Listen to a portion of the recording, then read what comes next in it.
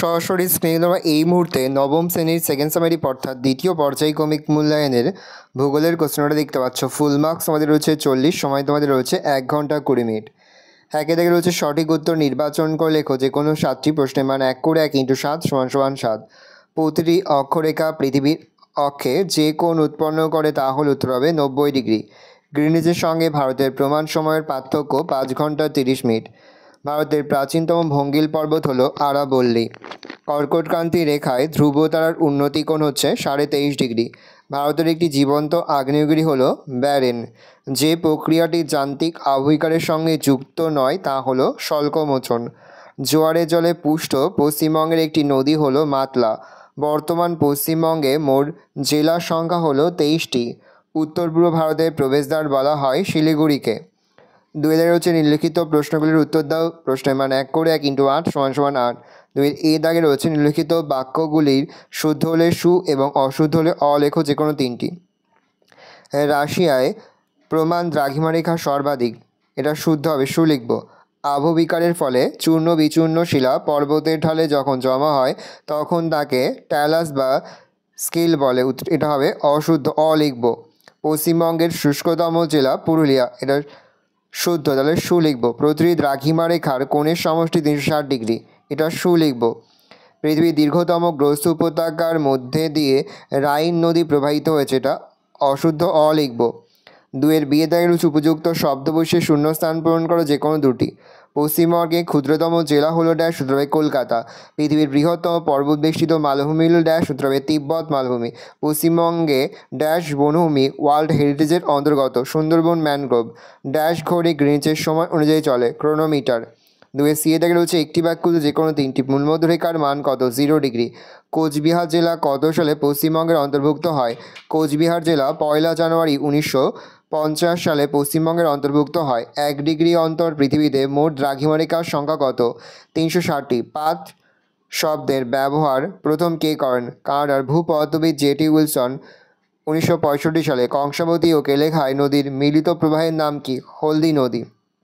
3 দাগে রয়েছে নিচের প্রশ্নগুলির উত্তর দাও। বিকল্প প্রশ্ন লক্ষণীয়। প্রশ্নের মান 2 করে 2 × 4 = 8। প্রতিভা স্থান কি? ভূপৃষ্ঠের ওপর অবস্থিত কোনো বিন্দু বা স্থান থেকে কল্পিত রেখা পৃথিবীর কেন্দ্রের মধ্যে দিয়ে প্রসারিত করলে যে বিপরীত প্রান্তের যে বিন্দু বা স্থানে স্পর্শ করে তাকে প্রথম বিন্দু বা প্রথম স্থানের প্রতিভা স্থান বলা হয়। অথবা রয়েছে প্রমাণ সময় কাকে বলে? পৃথিবীর একই দ্রাঘিমারেখায় অবস্থিত স্থানগুলির স্থানীয় সময় 1 হলেও 1 ডিগ্রি দ্রাঘিমার পার্থক্যে 4 মিনিট সময়ের পার্থক্য ঘটে।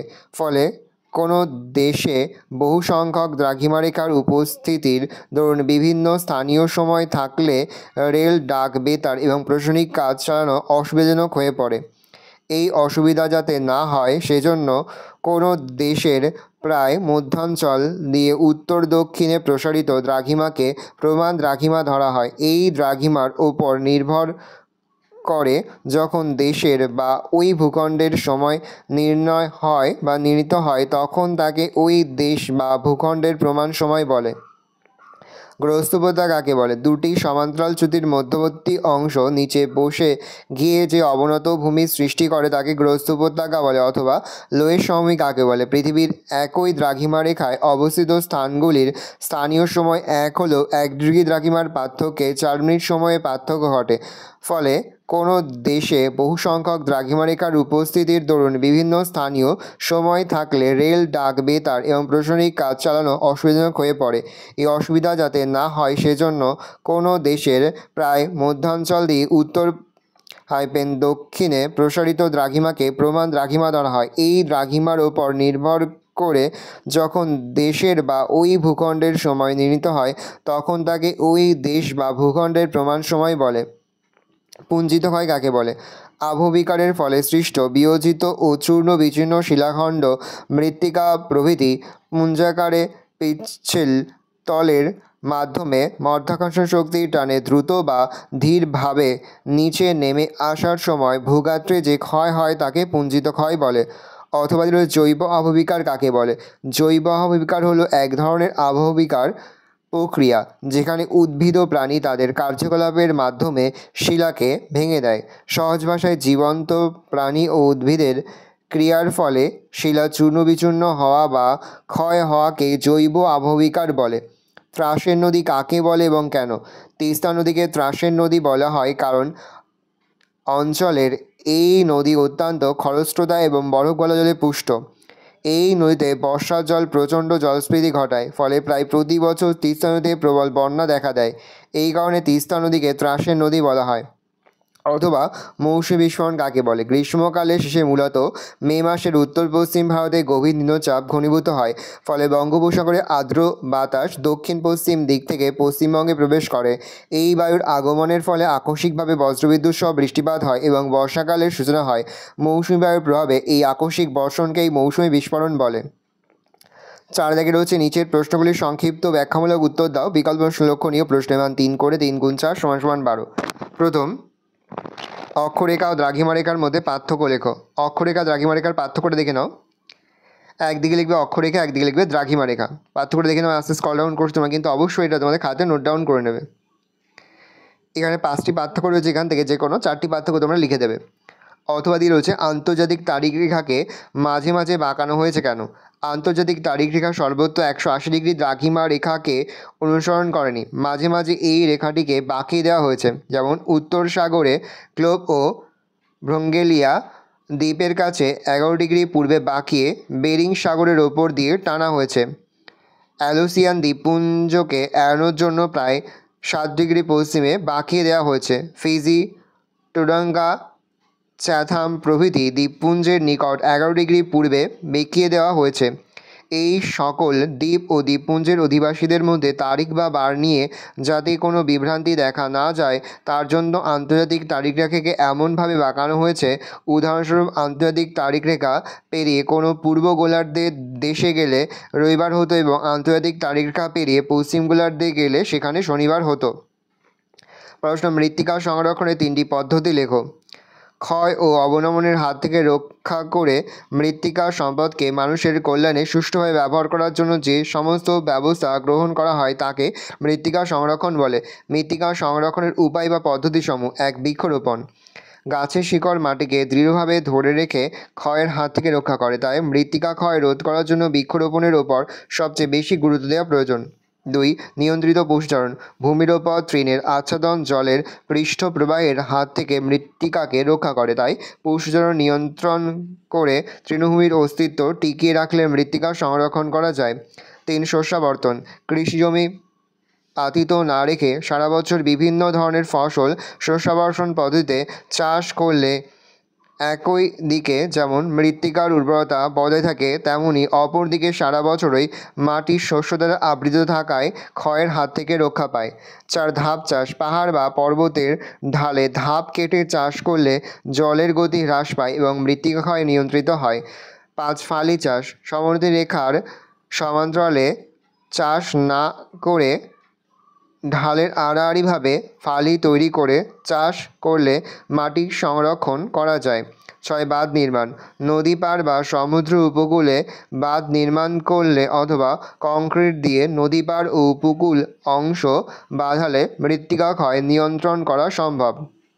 অথবা দিয়ে রয়েছে আবহবিকার ও ক্ষয়ীভবনের পার্থক্য আলোচনা করো। দেখে নাও, আবহবিকার আর ক্ষয়ীভবনের পার্থক্যটি কিন্তু খুবই গুরুত্বপূর্ণ। পরের প্রশ্ন, প্রশান্ত মহাসাগরীয় আগ্নেয় মেঘলা বলতে কী বোঝো? মেঘলা শব্দের অর্থ কোমর বন্ধনী। প্রশান্ত মহাসাগরকে বলয় বা কোমর বন্ধনীর মতো ঘিরে পৃথিবীর প্রায় 70% আগ্নেয়গিরি অবস্থান করছে, তাই একে প্রশান্ত মহাসাগরীয় আগ্নেয় মেঘলা বলে। বিস্তার: এই আগ্নেয় মেঘলা বা বলয়টি প্রশান্ত মহাসাগরের পূর্ব উপকূলে দক্ষিণ আমেরিকার দক্ষিণে হর্ন অন্তরীপ থেকে শুরু করে আন্দিজ ও রকি পর্বতমালা হয়ে আলাস্কার মধ্য দিয়ে বেঁকে পশ্চিম উপকূল বরাবর কামচাটকা, সাখালিন, জাপান, ফিলিপাইন দ্বীপপুঞ্জ, ইন্দোনেশিয়া হয়ে দক্ষিণে নিউজিল্যান্ড পর্যন্ত বিস্তৃত। সৃষ্টির কারণ: মূলত প্রশান্ত মহাসাগরের উপকূল বরাবর অভিসারী পাত সীমান্তের অবস্থানের জন্য এই আগ্নেয় মেঘলা সৃষ্টি হয়েছে।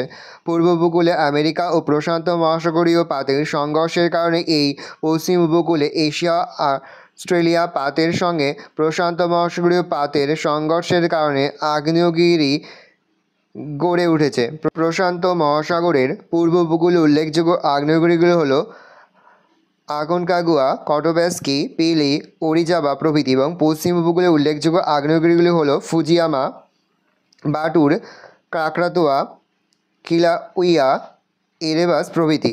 অথবা রয়েছে মানব জীবনের সমভূমির গুরুত্ব আলোচনা করো। মানব জীবনের সমভূমির প্রভাব অপরিসীম, যেমন কৃষিকাজ। সমভূমি অঞ্চল উর্বর পলিমাটি দিয়ে গঠিত বলে পৃথিবীর অধিকাংশ কৃষিকাজ সমভূমি অঞ্চলেই হয়ে থাকে। এই অঞ্চলে প্রচুর পরিমাণে ধান, গম, তৈলবীজ, পাট, ডাল জাতীয় শস্য, আখ, আলু, শাকসবজি চাষ হয়ে থাকে। এখানকার অধিবাসীদের প্রধান জীবিকা কৃষিকাজ, যেমন গাঙ্গেয় বদ্বীপ সমভূমির কৃষিকাজে উন্নত। 2. পশুপালন। কৃষিকাজের পাশাপাশি এখানকার অধিবাসীদের অপর জীবিকা পশুপালন। তারা সাধারণত গবাদি পশু, গরু, মোষ, ছাগল প্রভৃতি গবাদি পশু পালন করে থাকে এবং দুধ, চামড়া ও অন্যান্য পশুজাত দ্রব্য বিক্রি করে সেই অর্থ উপার্জন করে। যেমন ওশিয়ানিয়ার মারডার্লিং সমভূমিতে পশুপালন খুবই উন্নত। 3. শিল্প।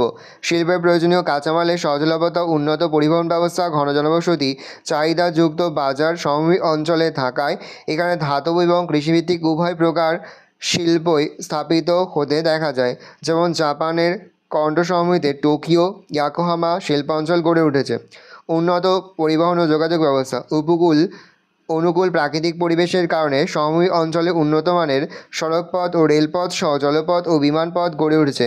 ফলে সহজেই দেশ বিদেশের সঙ্গে যোগাযোগ রক্ষা করা যায়। যেমন উত্তর আমেরিকার হ্রদ অঞ্চলটিতে পরিবহন ও যোগাযোগ ব্যবস্থার বিশেষ সুবিধা আছে। 5. জীবন ধারণের জন্য অনুকূল পরিবেশ। পৃথিবীর প্রায় 90% লোক জীবন ধারণের পক্ষে অনুকূল প্রাকৃতিক, সামাজিক, অর্থনৈতিক পরিবেশ থাকার জন্য সমভূমি অঞ্চলে বাস করে। পরের প্রশ্ন 4-4 পশ্চিমবঙ্গের সক্রিয় বদ্বীপ অঞ্চলের নদ নদীর বৈশিষ্ট্য আলোচনা করো। দেখে নাও, আস্তে স্ক্রল ডাউন করছি। অথবাদি রয়েছে ভৌমজলের অতি ব্যবহারের 3টি কুফল সম্পর্কে আলোচনা করো। 1 দিয়ে পয়েন্ট করে আর্সেনিকের পরিমাণ বৃদ্ধি, 2 ফ্লোরাইড দূষণ বৃদ্ধি, 3 ভৌমজল স্তরের অবনমন, 4 ভূমির অবনমন, 5 জল দূষণ ও জল সংকট। 5 দাগে রয়েছে নিচের প্রশ্নগুলোর উত্তর দাও যে কোনো একটি প্রশ্নের মান 5। উষ্ণতার তারতম্যের ভিত্তিতে যান্ত্রিক আবহবিকারের শ্রেণীবিভাগ আলোচনা করো। পশ্চিমবঙ্গের জলবায়ুতে মৌসুমী বায়ুর প্রভাব আলোচনা করো। পশ্চিমবঙ্গের উত্তরের পার্বত্য অঞ্চলের ভূপ্রকৃতি বৈশিষ্ট্য সম্পর্কে আলোচনা করো। তাছাড়া তোমরা পড়বে 5 সংস্থান তত্ত্বের ভিত্তিতে ভঙ্গিল পর্বত উৎপত্তি আলোচনা করো। আর এই অঙ্কটা রয়েছে তোমাদের, চেন্নাই যখন সকাল 6:32, নিউ ইয়র্কে তখন পূর্বরাত্রি 8:15। চেন্নাইয়ের দ্রাঘিমা 80°15' পূর্ব হলে নিউ ইয়র্কের দ্রাঘিমা কত? দ্রাঘিমা নির্ণয় আর সময় নির্ণয়, এটা কিন্তু খুব ভালো করে তোমরা অধ্যয়ন করবে। ভালো করে দেখে নাও, এই রয়েছে টোটাল তোমাদের সেকেন্ড সামারি অর্থাৎ দ্বিতীয় পর্যায়ক্রমিক মূল্যায়নের নবম শ্রেণীর ভূগোলের কোশ্চেন পেপার। ভালো কোশ্চেনটা দেখে নাও। আশা করি ভিডিওটা ভালো লেগেছে। ভিডিওটা ভালো লাগলে ভিডিও লাইক করতে ভুলবেন না। আমার নতুন হওয়া লাল কালার সাবস্ক্রাইব প্রেস করে পাশে বেল আইকন প্রেস করে যখন নতুন করে ভিডিও আপলোড করি সবার ফার্স্ট নোটিফিকেশন তোমরা পেয়ে যাও। আর এই ভিডিওটি তোমার বন্ধু বান্ধবী আত্মীয়স্বজন সবার মধ্যে কিন্তু অনেক শেয়ার করে, যেটা বছর নবম শ্রেণীতে পড়ছে। আশা করা যায় প্রতি বছর নেয় এবছরও তোমরা আমাদের সাজেশন অংশ থেকে সমস্ত প্রশ্ন কিন্তু কমন পেয়েছে, যেহেতু প্রতিনিয়ত যে প্রশ্ন উত্তরগুলি নিয়ে আলোচনা করছি প্রতিটি প্রশ্ন উত্তরই তোমাদের খাতাতে নোট ডাউন করে তোমরা কিন্তু মুখস্থ করে ফেলবে।